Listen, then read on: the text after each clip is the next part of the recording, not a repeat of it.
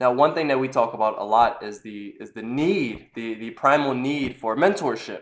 Yeah. Now, in a university, mentors can come in all shapes and forms, from your friends to even down in groups and organizations. But let's talk about professors specifically.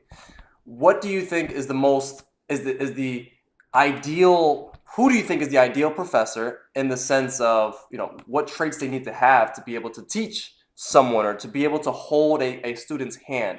What do you Interesting. think So is there's two yeah? there's two conversations I want to have here. Number one is no one needs to be the ideal of anything when you're the ideal of yourself.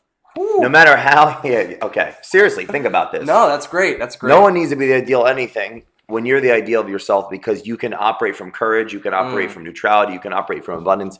You can actually listen to understand and not to reply. mm. So example, you have a teacher that's extremely stern Yeah. and extremely X, Y, and Z and rude and so on and so forth. Well, that's rude to you. You are in their culture, you are in their environment, you are Mm-hmm. in their ecosystem. And if you expect to change that ecosystem because of you, you are the selfish person.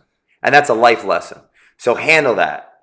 The second part of that is how can a human, forget teachers, because that's a label we place on an individual that's in the socially constructed bias of being a human, which is to read, write, speak, and orate, right? That's true. Delineate That's ideas. true. That's what a teacher is in essence. So a human that wants to speak better, tell more stories, use more examples, use more analogies, something that you can't necessarily teach, Hmm.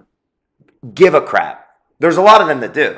Be But authentic and care. it's easy to speak publicly when you publicly speak for a reason. When you're telling the truth, your body will naturally tell the truth. You won't stutter. You won't say You will be in presence with the audience because you genuinely have something to say. So Good point. don't open your mouth unless you have something to say that's the truth. That's one way to speak well, and one way to arouse emotion, and one way to actually rationally demonstrate a point, right? Pedagogy versus curriculum. Pedagogy, how you convey your Mm. message. Curriculum, what you speak about. I mean, we can go very deeply Yeah. into training on how to get messages across, and there's a right way and a wrong way.